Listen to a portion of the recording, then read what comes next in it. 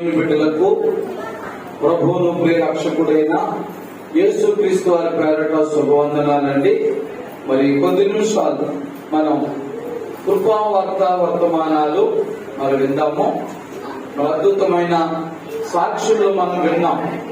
అద్భుతమైన సాక్ష్యముల ద్వారా బలపరచబడినటువంటి నీవు నేను కూడా పరిశుద్ధ గ్రంథముల నుంచి కొన్ని మాటలు మరి ధ్యానం చేసుకుందాం. కీర్తన గ్రంథము నుంచి 147వ కీర్తన 10వ వచనము నుండి కొన్ని మాటలు ధ్యానం చేసుకుందాం. గుర్రముల బలమయందు ఆయన సంతోషించడు, నరుల కాలి సత్వయందు ఆయన ఆనందించడు. తన యందు భయభక్తులు గలవారి యందు తన కృప కొరకు కనిపెట్టు వారి యందు యెహోవా ఆనందించువాడై ఉన్నాడు. దేవుని స్తోత్రం. ప్రియుల కీర్తన గ్రంథము నుంచి 147వ కీర్తన 10-11 వచనాలు మనం కొద్ది నిమిషాలు ధ్యానం చేసుకుందాం. ఈ 10వ వచనములో రాయబడినటువంటి మాటలు 11వ వచనములో రాయబడిన మాటలు చాలా గొప్ప మాటలు. మరి ప్రియులారా, ఒక మాట మనం జ్ఞాపకం చేసుకోవాల్సింది ఏంటంటే, ప్రతి మానవుడు లేక ప్రతి విశ్వాసి క్రైస్తవుడు కూడా ప్రతి శుక్రవారం ఉపవాసం ఉండి దేవుని సన్నిధికి వచ్చేది, ప్రతి ఆదివారము కూడా విశ్వాసముతో దేవుని మందిరానికి వచ్చేది ఎందుకొరకంటే మన కష్టాలు, బాధలు, శోధనలు, సమస్యలు పోయి మనము సంతోషంగా ఉండాలని. దేవుని స్తోత్రం. అంతే కదండి, మనం సంతోషంగా ఉండాలి. దేవుడు మనం సంతోషపరచాలి. నా కష్టాలు, బాధలు, వ్యాధులు, లోటులు, పొదువులు అన్ని కూడా తీసివేసి మరి దేవుడు మరి నన్ను ఎంతో సంతోష పెట్టాలి, ఆనందం పెట్టాలనే ఉద్దేశంతో మనం వస్తున్నాం, అలాగే పొందుకుంటున్నాం, తిరిగి వెళ్తున్నాం. మంచిదే. ఎప్పుడైనా నీలో ఒక ప్రశ్న వచ్చిందా? ఏంటి ఆ ప్రశ్న అంటే, మరి నీవు నేను కూడా దేవుని ద్వారా ఎలాగైతే ఆనందాన్ని పొందుకుంటున్నామో అలాగే ప్రభువైన యేసుక్రీస్తు వారు కూడా నీ ద్వారా నా ద్వారా ఏం పొందాలనుకున్నారు తెలుసా? ఆనందించాలనుకుంటున్నారు. దేవుని స్తోత్రం. హల్లెలూయా. అలాగంటే మనం అంటాం, పాస్టర్ గారు దేవుడు నా యందు సంతోషించడానికి నాకేముందండి, ఆయన నేను సంతోష పెట్టడానికి నేనేమి ఇవ్వగలనండి, నా దగ్గరేముందండి, నాకేమన్నా స్థిరమైన ఇల్లు ఉందా, మంచి భోజనం ఉందా, మంచి బట్టలు ఉన్నాయా, మంచి వ్యాపారం ఉన్నదా, మంచి ఉద్యోగం ఉన్నదా, నాకేమీ లేని స్థితిలో ఉన్నాను. ఆయనే నన్ను సంతోషపరచాలి కానీ ఆయన నేనెలా సంతోషపరచగలను అని మానవుడు అనుకుంటున్నాడు. అందుకే 10వ వచనంలో ఉన్నాడైనా, గుర్రముల బలమునందు ఆయన సంతోషించుడు, నరుల కాలి సత్వయందు ఆయన ఆనందించుడు. దేవుని స్తోత్రం. అది మనమేమనుకుంటున్నామంటే, నేను పెద్ద మేడ కట్టేసుకుని ఆ మేడలో ఒక దేవుడి గది పెట్టేసుకుని ఆ దేవుడి గదిలో చక్కగా 3 కుర్చీలు వేసేసి ఆ 3 కుర్చీలు తండ్రి, కుమార, పరిశుద్ధాత్మలుగా నేను పిలుచుకుని బైబిల్ పెట్టేసుకుని అందులో కొవ్వొత్తి వెలిగించుకుని ప్రతిరోజు నేను ప్రార్థన చేసుకుంటే అదే దేవుని గొప్ప ఆనందం కదా. అలా చేయడం నాకు ఇల్లేది. దేవుడు అలా చేయడం నాకు ఇల్లేది. నేను ఉండేది ఒక గదిలో, మరి దేవునికి ప్రార్థన గది ఇవ్వలేకపోతున్నాను కదా, ఇంకా ఆయన నేను ఎలా సంతోషపరచగలను అని మనం అనుకుంటున్నాం. అందుకే ప్రభు అన్నాడు, ప్రభువారు గుర్రముల బలమునందు ఆయన సంతోషించేవాడు కాదు. నీకేదో ఆస్తి అంతస్తులు మేడలు, మిద్దులు, గొర్రెలు, మేకలు, మందలుంటే దాన్ని బట్టి సంతోషించేవాడు కాదు. లేకపోతే ఏమన్నాడు, నరుల కాలు సొత్తువ, లేక బలం, లేక మంచి బలం ఉంది, బలగం ఉంది, ధనం ఉంది అని మనం ఎలా మిగుతాం. మరి అలాంటివి మనం కలిగి ఉంటే వాటి యందు కూడా ఆనందించేవాడు కాదు. దేవుని స్తోత్రం. మరి దేనిలో ఆయన సంతోషిస్తాడు? మరి 11వ వచనం మొదట్లో అంటారు కదా, కనయందు, ఎలాగంటే కనయందు భయభక్తులు గలవారి యందు ఆనందించువాడు. హల్లెలూయా. మరి అందులో 3వ లైన్ ఉంది చూడండి, ఒక్కొక్క లైన్ కలిపి చదువుదాం. తన యందు భయభక్తులు గలవారి యందు కింద వద్దాం, యెహోవా ఆనందించువాడు ఉన్నాడు. 2వ లైన్, ఆయన తన కృప కొరకు కనిపెట్టు వారి యందు యెహోవా ఆనందించువాడు ఉన్నాడు. దేవుని స్తోత్రం. చెప్పండి, ఇప్పుడు ఈ దేవుని యందు భయభక్తులు కలిగి ఉండడానికి, ఆయన కృప కొరకు కనిపెట్టి ఉండడానికి మనకు బలము గాని, బలగం గాని, ముఖ్యంగా ధనం గాని ఏం అక్కర్లేదండి. దేవుని స్తోత్రం. చూసారా, మనం అనుకోవచ్చు, ధనం అంటే నేను ఎన్నో పానకులు ఇచ్చి మరి ఎంతగానో నేను దేవుణ్ణి సంతోషపెట్టేద్దునండి. ఇవ్వడానికి ఏమీ లేదు. నో, ధనవంతులు అయితే ఇచ్చేద్దామా మనం? చెప్పండి, ధనవంతులు అయితే ఇచ్చేద్దామా? ఇవ్వలేము. పేదల్పంలోనే ఇవ్వగలం మనం. దేవుని స్తోత్రం. మీరు ఏదో అనుకుంటున్నారేమో, నాకు గొప్ప డబ్బులు ఉంటే, 1,00,000 రూపాయలు ఉంటే, 10,000 దక్షిణ భారతం ఇచ్చేది నేను దేవుడికి అనుకుంటున్నావుతులే. నిజంగా 1,00,000 రూపాయలు దేవుడు ఇస్తే, అమ్మో 10,000 పోసేనా, 10,000 ఇచ్చేనా దేవుడికి?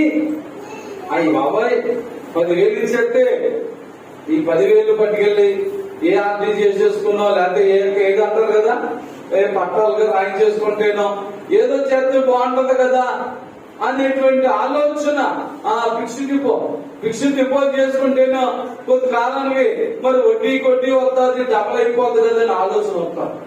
నిజంగా దేవుని సంతోషపరిచేవారు, నిజంగా దేవునికి ఇచ్చేవారు ఎవరంటే పేదవారిని మీరే. దేవుని స్తోత్రం. అందుకే ప్రభు అన్నాడు, దీనులైన వారు ధన్యులు అన్నాడు. దేవుని స్తోత్రం.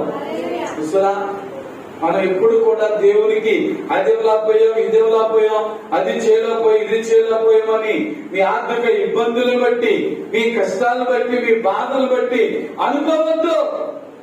లేకపోతే నేను లక్షలు, వేలు, కోట్లు దేవునికి ఇవ్వలేకపోతున్నాను అని మీరు ఎప్పుడు అనుకోవద్దు. హల్లెలూయా. కానీ మొదటి విషయం ఏంటంటే, దేవుని యందు భయభక్తులు కలిగి ఉండు. హల్లెలూయా. దేవుని యందు భయభక్తులు కలిగి ఉండు. ఆ భయభక్తులు కలిగి ఉండినప్పుడు దేవుడు ఏం చేస్తాడో తెలుసా? 128వ కీర్తన 1వ వచనం 2వ లైన్ చదవండి. 128వ కీర్తన 1వ వచనం 2వ లైన్, నిశ్చయముగా నీవు నీ చేతుల కష్టార్జితమును అనుభవించదవు. దేవుని స్తోత్రం. దేవుని యందు భయభక్తులు కలిగి ఉండడం ద్వారా నీ కలిగే గొప్ప మేలు ఏంటంటే, నీ చేతుల కష్టార్జితాన్ని నీవు అనుభవిస్తావు.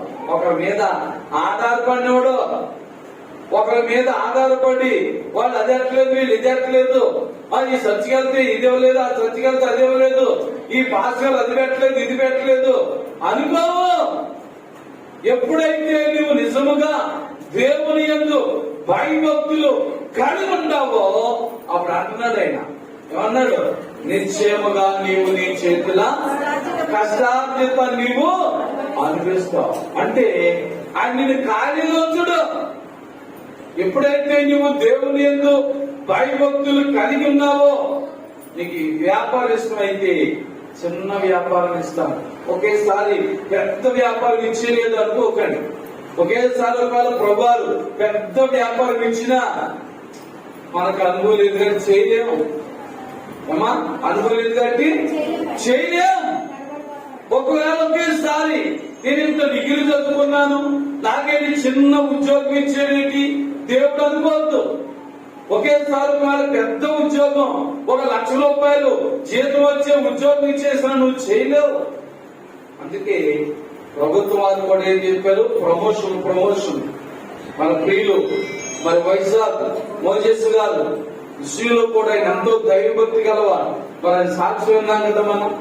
చిన్న పనిలో నుంచి ప్రారంభించి దేవుని యందు భయభక్తులు కలిగి, దేవుని యందు భక్తి జీవితం కలిగి ఆయన డబ్బు ఆశించడండి. అసలు మోజేస్ గారి మనసు ఎంత గొప్పదంటే మరి ఆయన దేవుని కృప కొరకే కనిపెడతాడు. ఆయన ఎప్పుడైనా కానుకలు పంపించినప్పుడు థ్యాంక్స్ అంటే బాధపడిపోతుంది. ఆయన ఏమంటారండి? థ్యాంక్స్ బ్రదర్ నో పాస్టర్ గారు నాకు కాదు థ్యాంక్స్, దేవుని స్తోత్రం. దేవుడు నాకు ఇచ్చాడు కాబట్టి నేను మీకు ఇచ్చాను. ఆయన నాకు ఇవ్వకపోతే నేనేమిస్తాను మీకు, కానీ నాకు థ్యాంక్స్, దేవుడికి చెప్పాలి థ్యాంక్స్. ఎంత గొప్ప మనసు అండి. ఈ రోజు 10 రూపాయలు ఇచ్చి 10 సార్లు పొగిడించుకునే వారు అందరిలో చూస్తామని. దేవునికి ఇచ్చినప్పుడు మనం దేవునికి మహిమ చెప్పాలి. హల్లెలూయా. అలాంటి మనసు ఎప్పుడు నీలో నాలో వస్తుందంటే దేవుని యందు భయభక్తులు కలిగి ఉంటేనే వస్తుంది. ఆ భయభక్తులు లేకపోతే మనకు ఇచ్చే ప్రతిదీ చదవలేదనో, పొగడలేదనో, 10 సార్లు నా పేరు చెప్పలేదనో, 10 సార్లు నాకు ఒక ప్రార్థన చేయలేదనో ఈ మనసు వచ్చేస్తుంది మనకి. దేవుని స్తోత్రం. మరి బైబిల్ నీకు తెలుసుంటారు. బైబిల్ నీకు తెలుసుంటే నువ్వు దేవుని భయభక్తులు కలిగి ఉంటే నువ్వు క్రమంగా చచ్చిపోతావు, క్రమంగా బైబిల్ చదువుతావు. మరి అప్పుడు క్రమంగా నువ్వు బైబిల్ బోధ వింటే, బైబిల్ చదివితే నీకు ఒక మాట అర్థమవుతుంది. ఏంటంట? కుడి చేతితో ఇచ్చేది ఎడమ చేతికి వెళ్ళకూడదు, ఎడమ చేతితో ఇచ్చేది ఏం దూరం అంటే ఏంటండి? కుడి చేతి ఎంత కూడా దగ్గర ఉంటారు చూసారా? ఒక మనిషి బాడీలోనే ఉంటాయి. అయినా ప్రభు చెప్పిన గొప్ప మర్మం ఏంటంటే ఒక చేతితో ఇచ్చేది రెండో చేతికి, అంటే అంత మర్మంగా ఉండాలి. దేవుని స్తోత్రం. అందుకే క్రైస్తవులు పానికి ఇచ్చేటప్పుడు ఇలాగ ఉప్పులు బిగించి పానులు పెట్టి అలాగే వేస్తారు. దేవుని స్తోత్రం. అదే నీకు వాక్యం తెలియకపోతాను, రూపాయి 10 రూపాయలు ఇచ్చినప్పుడు ఇలాగేస్తాం. ఒకవేళ తప్పు జారి 100 రూపాయలు ఇవ్వగలిగినప్పుడు ఇచ్చినప్పుడు నువ్వు అలాగే చూసారా? ఇలాగ ఇంపేసి ఇలాగే వేస్తాం.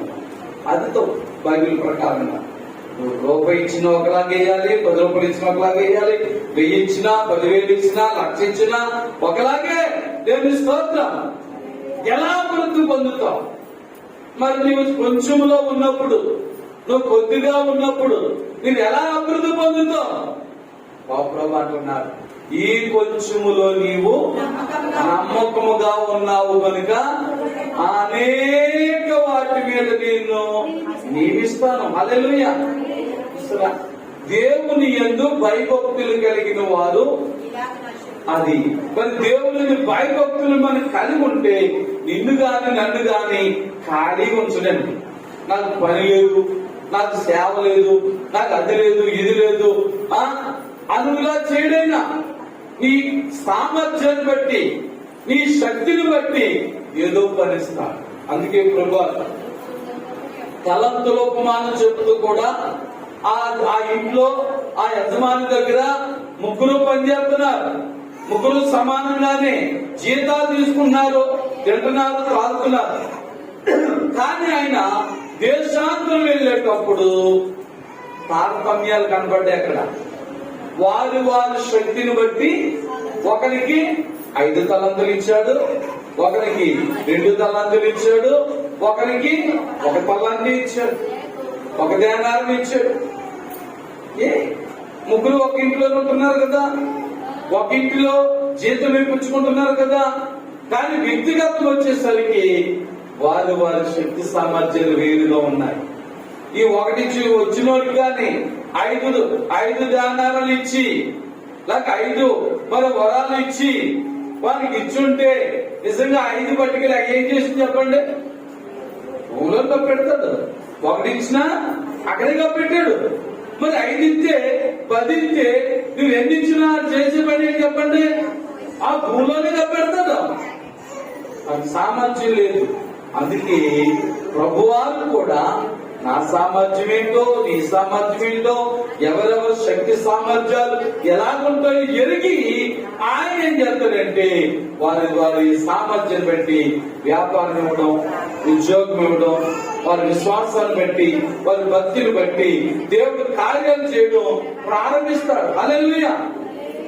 యాత్ర కృపావార్త వర్తమానాలు చాలా విలువైనవి, అమూల్యమైనవి. కానీ మనమేమనుకుంటామంటే నాయన కంటే వెనకాల వచ్చి అంతగా దీవించబడిపోయేటి, నాకంటే వెనకాల వచ్చి ఇంత గొప్ప వ్యాపారం చేస్తున్నారేంటి, నాకంటే వెనకాల చర్చిలో రక్షించబడి మరి అంతగా దీవించబడిపోయేంటి. ఏం పెట్టది? ఇదిగో దేవుని యందు భయభక్తులు. నువ్వు పై వ్యాసులు చదువుతున్నావు, నువ్వు నేను కూడా మనుషులు పై వ్యాసులు చూస్తాం. పైకి ఎలాగున్నారు ఏంటి? పైకి అందం ఉన్నారా, మంచి బట్టలు వేసుకున్నారా, మంచి టిప్ టాప్ ఉన్నారా, మంచి మ్యాట్ ఉందా, మంచి బార్ ఉందా, మంచి బంగారం ఉందా, అవున్నాయో ఇవున్నాయి ఇది చూస్తాం మనం. ప్రభు ఏం చెప్తాడు? హృదయాన్ని చెప్తాడు. హల్లెలూయా. మన హృదయ సామర్థ్యతను బట్టి, మన హృదయంలో ఉన్న విశ్వాసాన్ని బట్టి, మన హృదయంలో ఉన్న మరి దైవ భక్తిని బట్టి ఆయన మనం దీవిస్తాడు, తర్వాత ఆనందిస్తాడు. నిన్ను నన్ను కూడా బట్టి ఆయన ఆనందించాలంటే ఇదిగో నీకున్న బలము, ధనము ఏంటంటే బలగాన్ని బట్టి కాదు. అందుకన్నాడు గుర్రమును బట్టి కాదు, నరుల కాలు సత్తువుని బట్టి కాదు, ఆయన సంతోషించి ఆనందించేది. 13 అన్నాడు, తన యందు భయభక్తులు గల వారి నిమిత్తము, తన యందు భయభక్తులు గల వారి యందు యెహోవా ఆనందించువాడై ఉన్నాడు. దేవుని స్తోత్రం. నువ్వు నేను కూడా దేవుని ఎలా ఆనందించగలం, ఎలా ఆనందింపజేయగలం అంటే ఇదిగో నీవు నేను మొదట నిజమైన దైవ భక్తిని కలిగి ఉండాలి. హల్లెలూయా. ఏం కలిగి ఉండాలండి? నిజమైన దైవ భక్తిని కలిగి ఉండాలి. అందుకే మరి మత్తయి సువార్త అత్యధిగా 6:33 ప్రభు చెప్పిన మాట, మొదట ఆయన రాజ్యములో నీతిని వెతకండి, అప్పుడు అవన్నీ మీకు అనుగ్రహింపబడును. మనం ఏం చేస్తున్నాం? ఆయన నీతిని, రాజ్యాన్ని, ఆయన రాజ్యాన్ని నీతిని ఎదగకుండా ఇదన్నీ ఎదుగుతున్నాం లోకంలో. ఓహో నాకు ఇది ఉంటే అది ఉంటే బాగున్నాం, అవి ఉండి ఇవ్వండి, దేవుడు నేను గొప్ప సంతోషపరిచేయగలను, చేసేదినేమో అనుకుంటున్నాం. ఏమి చేయలేం. మనం అన్ని కలిగి ఉన్న తర్వాత అందులో మునిగిపోతాం. మేడలు, మిద్దులు, ఆస్తులు, అంతస్తులు, విద్య, ఉద్యోగం, హోదా, వ్యాపారం ఇవన్నీ మనం కలిగి ఉన్నప్పుడు వాటిలో మునిగిపోతాం. ప్రభుని స్తుతించడానికి, ప్రభుని కనపరచడానికి, దేవుని భయభక్తులు కలిగి ఉండే ఆ సమయం మనకు దొరకదు. దేవుని స్తోత్రం. అందుకే మరి దీనులమైన మనమే ధన్యులమంటాడు. అందుకే పేదలకు సువార్త ప్రకటింపవచ్చింది అంటాడే. దేవుని స్తోత్రం. సువార్త వినేవారు మనమే. ఉద్యోగస్తులు చెప్పండి, అవి పాస్ గా అర్జెంటుగా కైవేయకుండా జాబ్కి వెళ్ళిపోవాలి. వ్యాపారస్తులతో చెప్పండి సువార్త, అబ్బో పాస్ గారు ఇప్పుడు వెళ్ళకపోతే, త్వరగా వెళ్ళకపోతే నా సరుకులు అమ్మకం అవ్వాలి. అది పేదలమైన, దీనులమైన నీతో నాతో ఎవరైనా దేవుని మాటలు చెప్పాలంటే గంటలు కూర్చొని వింటాం. హల్లెలూయా. మన ఎంతో ధన్యులమండి. అందుకే ప్రభు ఎవరి యందు ఆనందిస్తాడు, ఎవరి యందు సంతోషించగలడంటే దేవుని యందు భయభక్తులు గలవారు. అలాంటి భయము భక్తి మనకుందా? అలాంటి భయభక్తులు కలిగిన విశ్వాసిగా, క్రైస్తవునిగా, దేవుని బిడ్డగా మనం ఉన్నామా లేదన్నది ఒకసారి మనం ప్రశ్నించుకోవాలి. శుక్రవారం వస్తున్నాను వెళ్ళిపోతున్నాను, ఆదివారం వస్తున్నాను వెళ్ళిపోతున్నాను, ఏమైనా ఊరు వెళ్ళినప్పుడు ప్రార్థన చేసుకున్నాను వెళ్ళిపోతున్నాను, మరి అవసరమైతే చర్చిలో అడిగి వేసి చిన్న ప్రార్థన చేసి వెళ్ళిపోతున్నాను. మరి ఇంకా డౌట్ వస్తే ఒకసారి పాస్టర్ గారితో కూడా నెత్తి మీద చేతులు వేయించుకుని ప్రార్థన చేసి వెళ్ళిపోతాను. ఇంతో తృప్తి పడుతున్నాను. ఇవన్నీ కూడా ఆచారాలు. చెప్పండి, ఇవన్నీ కూడా ఆచారాలు. దేవుని మందిరంలో అడుగు పెడితే చాలు దీవించబడిపోతాను. అదే పాస్టర్ గారు నా మీద చేతులు ఉంటే చాలు బాగుపడిపోతాను. ఏవో ఇలాంటి రకరకాల తలంపులు ఉంటాయి. లేదా ఆ ఊరు వెళ్తే ఈ ఊరు వెళ్తే, ఆ ఊరు చర్చికి వెళ్తే ఈ ఊరు చర్చికి వెళ్తే నేను దీవించబడిపోతాను. ఇవన్నీ కూడా ఏమో ఆచారాలు, ఆ అనాలోచనతో కూడినవి. కానీ ప్రభు అన్నాడు, ఎక్కడ ఇద్దరు ముగ్గురు నా నామం పేరుతో కూడి ఉంటారు అక్కడ నేను ఉంటాను. హల్లెలూయా. నిజమైన దైవభక్తి కలిగి ఇద్దరు ముగ్గురుగా మనం కూడుకుని ఏకీభవించి ప్రార్థన చేస్తే ఆ ప్రార్థన దేవుడు వింటాడు. హల్లెలూయా. మనం అనుకుంటున్నాం వందలు వేలు లక్షలు, అబ్బో ఇంతమంది సంఘం ఉంటే అలాంటి సంఘంలోకి వెళ్ళి మనం ప్రార్థన చేయించుకుంటే మన పాపాలు పోతాయి, లేదా మన కష్టాలు పోతాయి అనుకుంటున్నాం. నో, ఎంతమంది ఉన్నా నిజంగా దేవుని యందు భయభక్తులు లేకపోతే ఆ సంఘంలో గాని, ఆ పాస్టర్ గారిలో గాని, ఆ సమూహంలో గాని దేవుని యందు భయభక్తులు లేని ప్రార్థన భక్తి చేస్తే దేవుడు వినడు. హల్లెలూయా. మనుషులను బట్టి కాదని వినేది, దీన్ని బట్టి మన హృదయం ఎలాగుందో, మన మనసు ఎలాగుందో, మన మనసు పూర్తిగా హృదయపూర్వకంగా దేవుని భయభక్తులు కలిగి ప్రార్థన చేస్తున్నామా లేదన్నది ఆయన చూస్తాడు. హల్లెలూయా. మనుషులు పైరూపమును చూద్దరు గాని యెహోవా హృదయ మనసును అంతరంగమును పరీక్షిస్తాడు, పరిశోధిస్తాడు. ఆలోచించుండి పిల్లల, లోకంలో మేడలు మిద్దులు లేవు, అది అక్కర్లేదు దేవుని సంతోషపరచడానికి. నిజంగా నీవు దేవుని యందు భయభక్తులు కలిగి ఆయన నామాన్ని బయటపడితే చాలు, ఆయన ఆనందిస్తాడు. హల్లెలూయా. ప్రభా, ఈనాటి ఈ నెలంతా నన్ను కాపాడవు నాయనా, ఈ వారమంతా నన్ను కాపాడవు ప్రభా, ఈ రోజంతా నన్ను కాపాడవు ప్రభా అని మనసారా ఆయన సన్నిధికి వచ్చి ప్రార్థన చేసుకుంటే నిన్ను బట్టి నన్ను బట్టి దేవుడు ఎంతో సంతోషిస్తాడు. మరైతే మేము దశభాగ్యాల పక్కర్లేదండి, పార్కుల పక్కర్లేదు అంటారా? ఇవ్వాలి. హల్లెలూయా. ఇవ్వాలి. ఎందుకు చేత? దేవుడు నీకు ఇచ్చిన దానిలో దశమ భాగం, ప్రథమ ఫలం, కృతజ్ఞత కానుకలు ఇవ్వాలని బైబిల్ చెబుతుంది కాబట్టి ఇవ్వాలి. హల్లెలూయా. మరి వాటి కోసం ఏమో బ్రతకాల్సిమా ఆలోచించాలి. మనం దశమ భాగం ఇవ్వడం కోసమే పాస్టర్ గారు బోధ చేయకూడదు, లేకపోతే దశమ భాగాలు పొందుకోవడం కోసమే మరి బోధన చేయకూడదు. కానీ ఇదిగో మరి దేవుని యందు భయభక్తులు గలవారిగా దైవజనులు బోధించాలి. హల్లెలూయా. రక్షణను గురించి బోధించాలి, ఖండించాలి, బుద్ధి చెప్పాలి. అలాంటి బోధలు ఈ రోజుల్లో ఈ కాలాల్లో చెబితే ఎవరో వినలేదు. అమ్మ ఈ చర్చికి వెళ్తేనా గద్దించేస్తాడు, ఆయన వాక్యం చెబితే బండిలా గుచ్చుకుపోతుంది, లేదా మన కోసమే చెప్పేస్తాడు, ఆయన నా కోసమే చెప్పేస్తాడు అనుకోకూడదు. హల్లెలూయా. దేవుని వాక్యము మరి బైబిల్ ఇప్పుడు బిడ్డకు లూదియా అని పేరు పెట్టాం, బాప్తిస్మం పొందిన బిడ్డకు. ఆమె తన వ్యాపారం చేసుకుంటూ వెళ్తున్న బిడ్డ తన వ్యాపారం పక్కన పెట్టి పౌలు గారు చెబుతున్న వాక్యాన్ని ఆసక్తితో వింటా ఉన్నది. హల్లెలూయా. ఆసక్తితో దేవుని ఆరాధిస్తుంది, ప్రార్థిస్తుంది.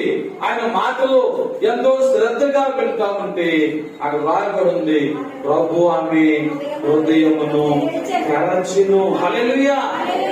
హృదయాన్ని తెలిస్తే ఆ ప్రకటన గ్రంథం 3వ అధ్యాయం 20వ వచనం ఏమన్నాడు? ఇదిగో నేను తలుపు నొద్ద నిలుచుండి తట్టుచున్నాను, ఎవడైనను నా స్వరము విని తలుపు తీసిన ఎడలా నేను లోపలికి వచ్చి అతనితో నేను, నాతో అతడును భోజనము చేతుము. హల్లెలూయా. నాలో బిడ్డ లూదియా చేస్తున్న వ్యాపారంలో అలాంటి ఆనందం అనుభూతిని పొందలేదు. ఆమె సంపాదించిన ధనమును బట్టి ఎప్పుడంతో సంతోషం పొందలేదు. కానీ దేవుని యందు భయభక్తులు కలిగి ఆ పౌలు గారు చెబుతున్న వాక్యాన్ని ఆసక్తితో ఆమె వినడం ద్వారా ప్రభు ఆమె హృదయాన్ని తెరిచినప్పుడు ఆమెలో ఉన్న ఆనందం, ఆమెలో ఉన్న సంతోషం వెలకట్టలేనిదని. దేవుని స్తోత్రం. చూసారా, అది దేవుని యందు మనం భయభక్తులు కలిగి ఉంటే కలిగే సంతోషం, కలిగే ఆనందం వేరు. మేడలు, మిద్దెలు, ఆస్తులు, అంతస్తులు ఈ రోజు ఉంటాయి, రేపు పోతాయి. ఈ రోజు లేకపోతే రేపు వచ్చేయచ్చు. హల్లెలూయా. కానీ ఆనందం అనేది ఒట్టినే వచ్చేది కాదు. ఆనందం అనేది ప్రభుని హృదయం తెరిచినప్పుడు, లేక నీవు నీ హృదయాన్ని తెరిచి ప్రభుని నీ హృదయంలోనికి ఆహ్వానించుకున్నప్పుడు, నీ హృదయం అంతా కూడా శుద్ధి చేసుకుని పరిశుద్ధపరిచినప్పుడే ప్రభు నీలోనికి రాగలడు. హల్లెలూయా. నీలో నాలో ఇంకా లోకాశ, నేత్రాశ, శరీరాశ, జీవపుడంబాన్ని పెట్టుకుని మన సజ్జగా రావడం వెళ్ళడం చేసిన ఆయనలో సరైన భయభక్తులు ఉండవండి. భయభక్తులు గలవారు తప్పనిసరిగా ఏం చేస్తారండి?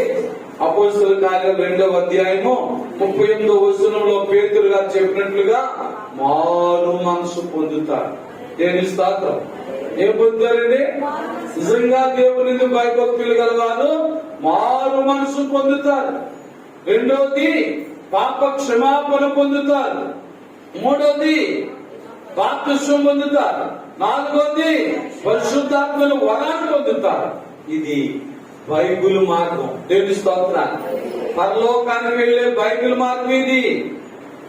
చూసారా, పరిశుద్ధ గ్రంథం బైబిల్ మార్గం. పరలోకానికి బైబిల్ మార్గం బోధ ఇదండి.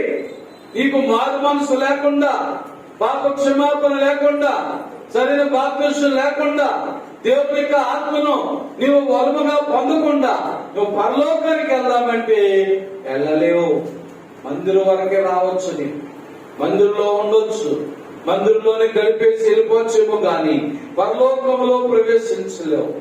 నువ్వు బైబిల్ మార్గాన్ని నువ్వు అనుసరిస్తే, బైబిల్ బోధను నువ్వు అనుసరిస్తే, ఇదిగో మరి నువ్వు వాక్యానుసారముగా జీవించి దేవుని యందు భయభక్తులు కలిగి ఉంటావు. అప్పుడు నిన్ను ఆయన దీవించడం ప్రారంభిస్తాడు. ఇందాక బిడ్డ ఎస్తేర్ చెప్తుంది కదా, 128వ కీర్తన 4వ వచనం బిడ్డ చెప్తుంది ఏమని? యెహోవా యందు భయభక్తులు గలవాడు ఇలాగున ఆశీర్వదించబడును. హల్లెలూయా. నీవు నేను కూడా దేవుని భయభక్తులు కలిగి ఉంటే ఏంటి ప్రయోజనం అనుకుంటున్నావేమో? అదిగో 128వ కీర్తన 4వ వచనం చదువు. 4వ వచనం ఏముంది? యెహోవా యందు భయభక్తులు గలవాడు ఇలాగున ఆశీర్వదించబడును. మొదట నీ స్థితి ఎక్కడగా? యోబు గ్రంథం 8వ అధ్యాయం అంటాడు, మొదట నీ స్థితి కొద్దిగా నుండి నన్ను కొద్ది నీవు మహాభివృద్ధిని పొందెదవు. దేవుని స్తోత్రం. నా స్థితి కొంచెం ఉంది, వాళ్ళ స్థితి ఎక్కువ ఉంది. ప్రభా నా స్థితిని కూడా వాళ్ళతో సమానం చేసేది ఇచ్చాడు. అందుకే మత్తయి సువార్తలో ఉన్నాడు, మీరు అడిగినను దురుద్దేశముతో అడుగుచున్నారు కనుక మీరు పొందలేకపోతున్నారు. వద్దు, అలాంటి దురుద్దేశముతో కూడిన భక్తి మనకొద్దు, అలాంటి దురుద్దేశంతో కూడిన మరి భయం మనకొద్దు. నిజమైన దేవుని యందు భయభక్తులు గల బిడ్డగా ఉందో. హల్లెలూయా. పేదరికములు ఉన్నా పర్లేదు, కష్టాలు ఉన్నా పర్లేదు, వ్యాధులు ఉన్నా పర్లేదు, ఉద్యోగం లేకపోయినా పర్లేదు, వ్యాపారం లేకపోయినా పర్లేదు, తినడానికి తిండి లేకపోయినా పర్లేదు, కట్టడానికి సరైన బట్ట లేకపోయినా పర్లేదు, ఉండడానికి సరైన ఇల్లు లేకపోయినా పర్లేదు, కానీ దేవుని యందు భయభక్తులు కలిగి ఉంటే వాని యందు యెహోవా ఆనందించువాడు. హల్లెలూయా. యెహోవా గాని నిన్ను బట్టి నన్ను బట్టి ఆనందిస్తే, దేవుని వాక్యం చెప్తుంది, యెహోవా ఆయన కుడి చేతి నిండా ఏమన్నాయండి? నిత్య సుఖాలు. హల్లెలూయా. ఆయన కుడి చేతిలో నిత్య సుఖాలు ఉన్నాయి. ఒక్కసారి ఆయన గుప్పైపుకే చాలు నీకు పట్టరాలంత దీవులు వచ్చేస్తాయి, పట్టజాలం విస్తారమైన ఆశలు దొరుకుతాయి. అవి ఎలాగ వస్తాయి? మోసం చేస్తేనో, అన్యాయం చేస్తేనో, అక్రమం చేస్తేనో వద్దు. వాటి వల్ల వచ్చే ఆశీర్వాదాలు గొప్పవి కాదు. వాటి వల్ల నువ్వు సంపాదించిన మేడలైన, విద్యలైన, ఆస్తులైన, అంతస్తులైన, పేరు ప్రఖ్యాతులైన ఏవైనా నిలబడు. ఏమా నిలబడతాయా? మాయగా సంపాదించింది, మోసంగా సంపాదించింది ఏది నిలబడదు. నీతిగా, నిజాయితీగా నువ్వు రూపాయి సంపాదించు.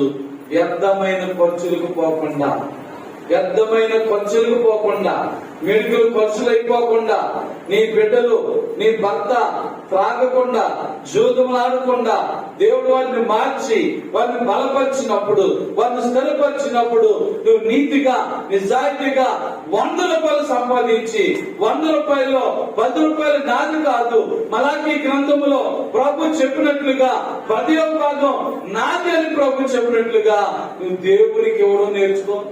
హల్లెలూయా. అది నిన్ను 30 దంతులుగా, 60 దంతులుగా, 100 దంతులుగా వర్ధల చేస్తాడు. హల్లెలూయా. ఇది ఎవరికి ఆశీర్వాదం?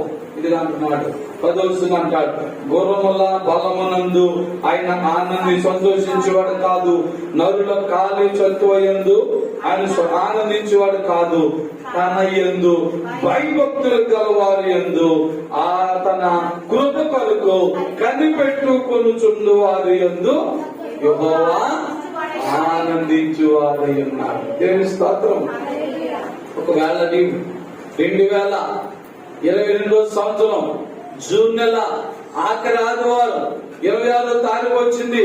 ఇక 4 రోజుల్లో, సోమ, మంగళ, బుధ, గురువారంలో, ఈ 4 రోజుల్లో ఈ నెల వెళ్ళిపోతుంది. 6 నెలలు వెళ్ళిపోయినా నా బ్రతికి ఎలాగుంది, నా స్థితి ఎలాగుంది? భయపడొద్దు, బాధపడొద్దు. మరి ఏమైంది పాస్టర్ గారు, నా భక్తి అంతా ఎన్నాళ్ళు చేసిన భక్తి ఏమైపోయింది? ఎన్నాళ్ళు ఆయన నేను భయభక్తులు కలిగిన ఆ భక్తి, నీతి, నిజాయితీ ఏమైపోయింది? ఇగో 2022వ సంవత్సరం వచ్చి 6 నెలలు గతించిపోతుంది. ఇదిగో ఈ ఆదివారం ఆఖరి ఆదివారం, మరలా ఆదివారం వచ్చేసరికి జూలై 1వ ఆదివారంలోకి వచ్చేస్తాను. ఎక్కడండి దేవుని దీవెన అనుకుంటున్నావా? ప్రసంగి గ్రంథం 3వ అధ్యాయం 1వ వచనం చదువుకో. ఏముందంటే అక్కడ ప్రతిదానికి సమయం కలదో. హల్లెలూయా. ప్రతిదానికి సమయం కాదు.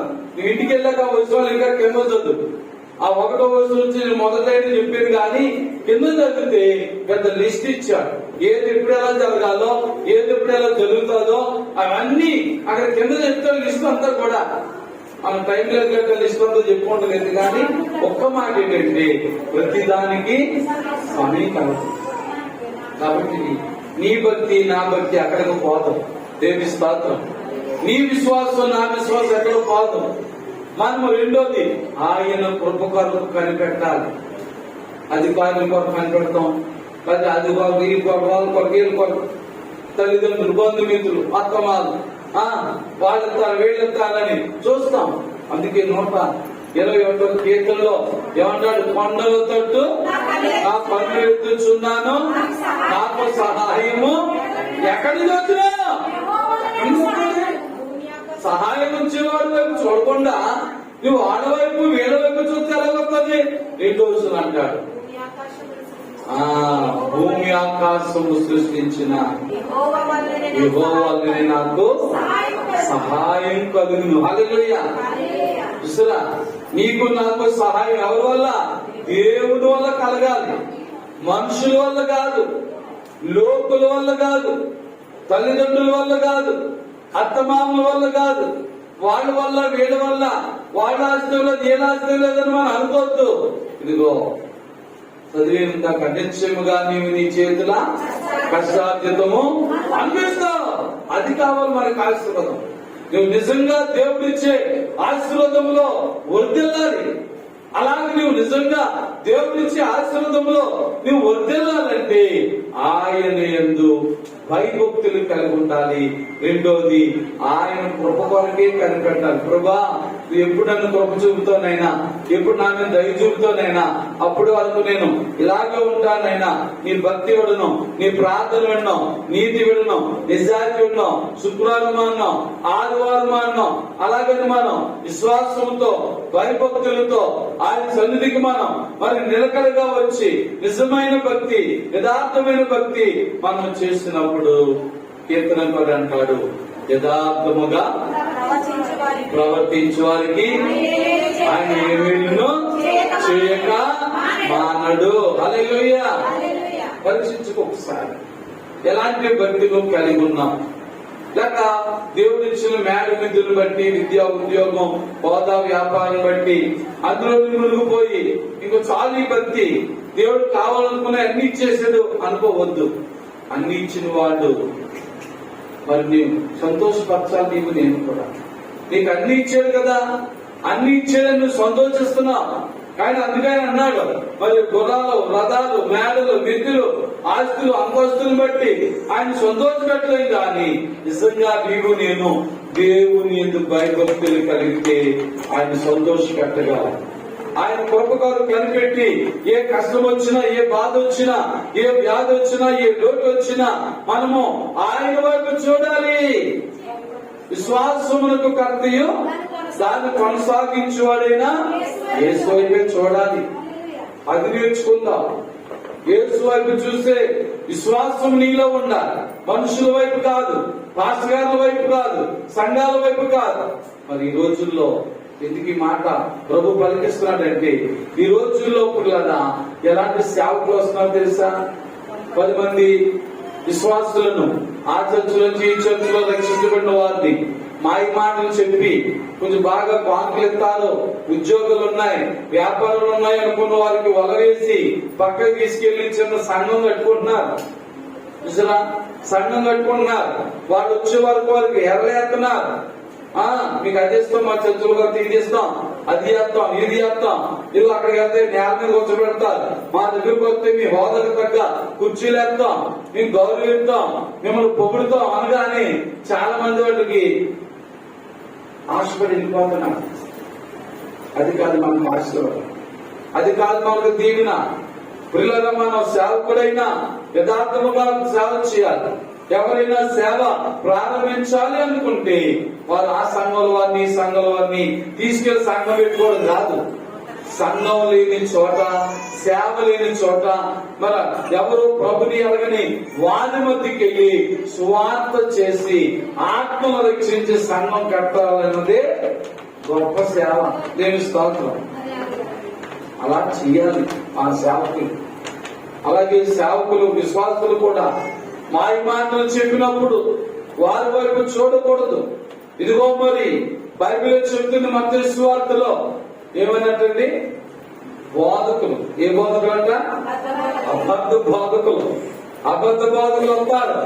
వాళ్ళు ఏం తెలుస్తారంటే గొర్రె చర్మము ధరించిన కోడేళ్ళు. జాగ్రత్త. మీ దగ్గర ఉన్నాయంత లాగేసుకున్న తర్వాత మేము వదిలేస్తారు. మీ దగ్గర డబ్బులన్నీ కూడా గుంజే వరకు కూడా మిమ్మల్ని గౌరవిస్తారు, ప్రేమిస్తారు.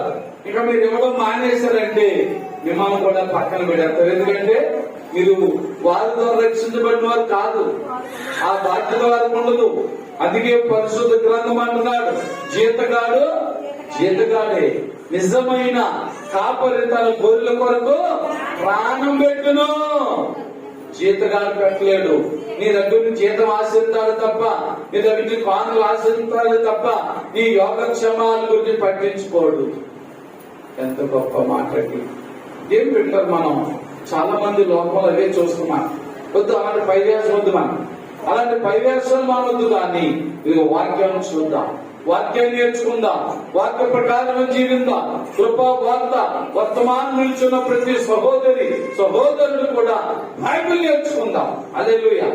మోసములు, కుయుక్తులు, వేషధారణ ఇలాంటివి నేర్చుకోవద్దు. మనం నిజమైన భక్తి నేర్చుకుందాం.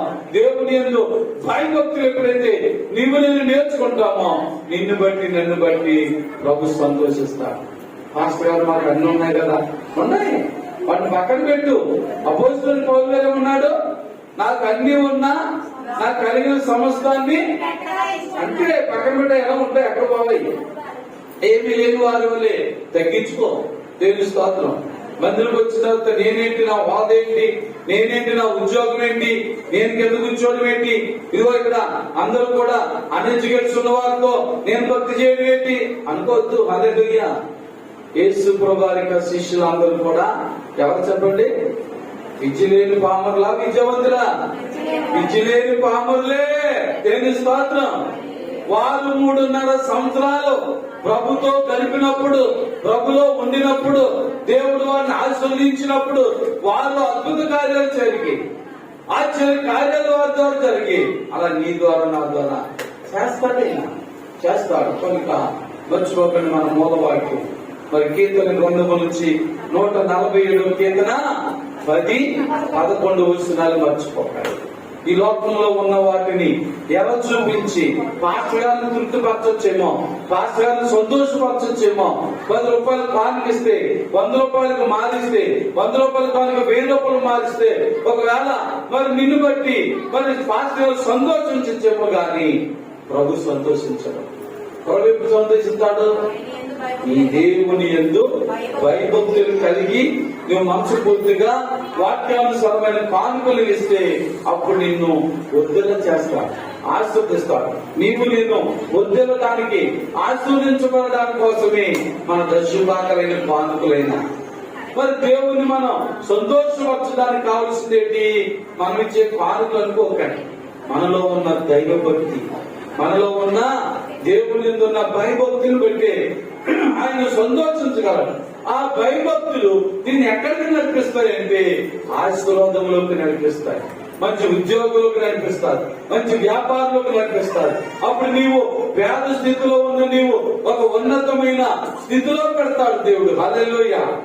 అప్పుడు కూడా భక్తుడైన దావీదు వలె నువ్వు ఎంతో ఉన్నత స్థితిలో ఉన్నా, లేని స్థితిలో ఎలాంటి ప్రార్థన చేసావో, ఎలాంటి భక్తి చేసావో అలాంటి భక్తి మనం కూడా చెయ్యాలి. అప్పుడే ప్రభువైన యేసుక్రీస్తు వారు నీ భక్తిని బట్టి, నీ యొక్క భయము భక్తిని బట్టి దేవుడు సంతోషించగలడు. కొంతమంది మన భక్తిని బట్టి దేవుడు సంతోషిస్తున్నాడు లేదని టైం అవుతుంది, 1 నిమిషం మనం మోకరించి మన భక్తిని బట్టి మనం దేవుని సంతోషపరచగలుగుతున్నామా? లేకపోతే మనం ఇచ్చే కానుకలు బట్టి పాస్టర్ గారిని సంఘాన్ని మనం సంతోషపరుస్తున్నామా? మనము పాస్టర్ గారిని సంఘాన్ని సంతోషపరిచే వారిగా ఉండకూడదు. మన భక్తి దేవుని సంతోషపరిచే వారిగా ఉండాలి, దేవుడిలో బలమైన వారిగా ఉండాలి. అలాంటి ప్రార్థన జీవితం, అలాంటి భక్తి జీవితం నాకు దయచేయ ప్రభువని ఈ కృపా వార్త వర్తమానములు వినిన ప్రతి సహోదరులు కూడా ఒక తీర్మానంతో కూడిన ప్రార్థన. ప్రభువా, నీ బైబిల్ మార్గాన్ని నేను అనుసరిస్తాను. ఈ బైబిల్ మార్గం పరలోకానికి తీసుకుని వెళ్తాను నాయన. అలాంటి మార్గంలో నేను నడుస్తాను ప్రభువాని తీర్మానం చేసుకుని ప్రార్థించుకుందాం. పరమ తండ్రి అయిన యేసు ప్రభువా, ఆశ్చర్యకరుడా, ఆలోచనకర్త, ఇదిగో తండ్రి దినమున కీర్తన గ్రంథం 147 10-11 వచనాల ద్వారా మాతో మాట్లాడు. మేము ఇప్పుడు నీ ద్వారా సంతోషం పొందాలని, నీవిచ్చే ఆశీర్వాదాల ద్వారా మేలుల ద్వారా మేము సంతోషించాలనుకుంటున్నామే కానీ నిజముగా మేము నీ యందు భయభక్తులు కలిగి నీ కృప కొరకు కనిపెట్టి మేము కూడా నిన్ను సంతోషపరచ పెట్టాలని మనసు నాలో మాలో లేదు నాయనా. ఈ జన్మన ఈ కృపావార్త వర్తమానం వినడం ద్వారా ఇదిగో నిన్ను సంతోషపరిచే విశ్వాసిగా మమ్మల్ని మార్చాను. నిన్ను సంతోషపరచాలంటే నీ యందు భయభక్తులు గలవారు ఉండాలి, నీ కృప కొరకు కనిపెట్టి వారుపై ఉండాలి ప్రభువా. అలాంటి భయభక్తులు, ప్రార్థన జీవితం, విశ్వాసం, నీ కృప కొరకు కనిపెట్టే ఆ మంచి మనసు నాకు మాకు దయచేయమని యేసుక్రీస్తు పరిశుద్ధ నామములో ప్రార్థించి వేడుకొనుచున్నాము తండ్రి. ఆమేన్. దేవుని స్తోత్రం. హల్లెలూయా. ఇంతవరకు ఈ కృపా వార్త వర్తమానం విన్నా మీ అందరికీ ప్రభుపేరట మా హృదయపూర్వకమైన వందనాలు తెలియజేసుకున్నానండి. God bless you, God bless you, God bless you all.